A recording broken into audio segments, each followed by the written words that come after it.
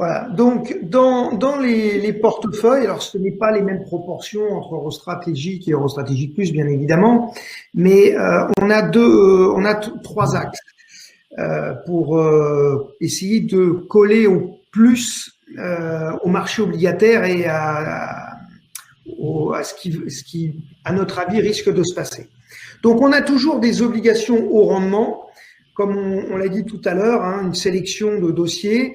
Donc, c'est un rapport risque-prix, rentabilité attendue. Donc, ça, vous connaissez, je ne reviens pas dessus. C'est le cœur de métier d'Eurostratégique. Simplement, vu l'environnement économique avec une faible visibilité, la vigilance est d'autant plus forte. Mais on vous a mis quelques logos, hein, Burger King, Fnac, Afflelou. Bon, ben voilà, ce sont des sociétés qui, même avec le reconfinement, n'auront pas de soucis. Ensuite, donc ça, c'est le premier pan. Le deuxième pan, ce sont les corporates hybrides. On en a souvent parlé lors des interventions.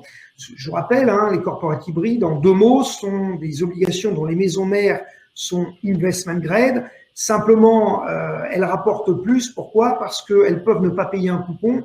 Et si elles ne le payent pas une année, elles doivent en payer deux l'année suivante, c'est cumulatif. Et en cas de faillite, on passe devant les actionnaires, mais après les obligataires. Et comme Christophe le disait tout à l'heure, quand vous parlez de Total, de Veolia, de Suez ou autre, enfin, la faillite n'est pas le sujet. Et donc, ces obligations que l'on a en portefeuille avaient des primes de risque historiques par rapport à leur maison mère extrêmement larges. Et on pense que maintenant, avec un marché qui est en train de se normaliser, ces obligations vont continuer à performer. Déjà, on le comprend intuitivement avec du bon sens.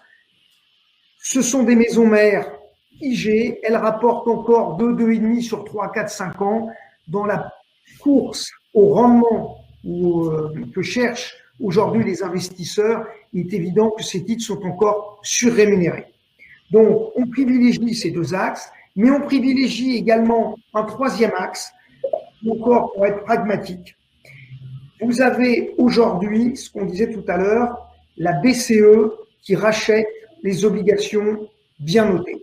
Il faut savoir, pour vous donner un ordre d'idée, que grosso modo, elle rachète 30, lorsqu'un émetteur émet 100, on va dire 1 milliard, la BCE rachète l'équivalent, en gros, de 300 millions.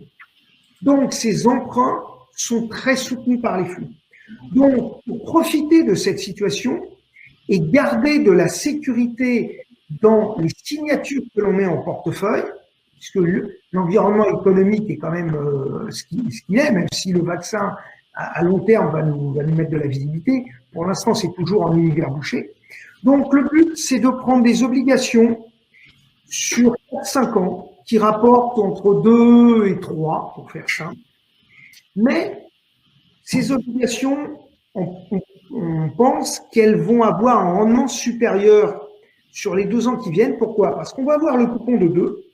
Et comme la Banque centrale les achète régulièrement, quotidiennement, il n'est pas impossible que les primes de risque sur ces emprunts-là viennent à se réduire.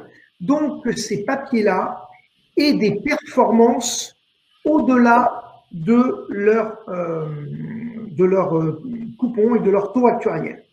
Ensuite, on verra par la suite si la Banque centrale, dans 1 an, 2 ans, 3 ans, continue à racheter ces papiers ou ne continue plus. Si elle ne continue plus, à ce moment-là, on s'en dessaisira. Ce seront des papiers qui auront probablement des taux actuariels qui tomberont vers du 1. Donc, on n'aura pas de, j'allais dire, pas de pudeur à les vendre. Mais pour profiter, et en étant pragmatique, pour profiter de cet univers banque centrale, ça nous permet d'avoir des obligations à 4-5 ans qui rapportent leur coupon au moins 2 et probablement auront des rentabilités supérieures grâce à la Banque centrale. Donc, 3 axes sur Eurostratégique pour s'adapter. Les hauts rendements, parce qu'il y en a toujours une partie dans nos portefeuilles, c'est notre cœur de métier. Les hybrides corporate, parce qu'il y a aujourd'hui une décote qui nous paraît historique, donc on pense qu'elle va se réduire. Et puis des titres de qualité qui habituellement Du 50 sur du 2, c'était pas notre ADN. Mais là, avec l'élément dont je vous ai parlé, eh bien, on pense qu'il y a une opportunité et surtout, ça nous permet de garder des obligations avec des très bons ratings. Et dans un environnement économique où il y a peu de visibilité, on privilégie la qualité des signatures. Alors, on vous a mis en dessous des logos de signatures que l'on a en portefeuille. Donc, vous voyez, quand on parle de type de qualité, Iliad, Free, Galp ou Forestia, on parle de sociétés extrêmement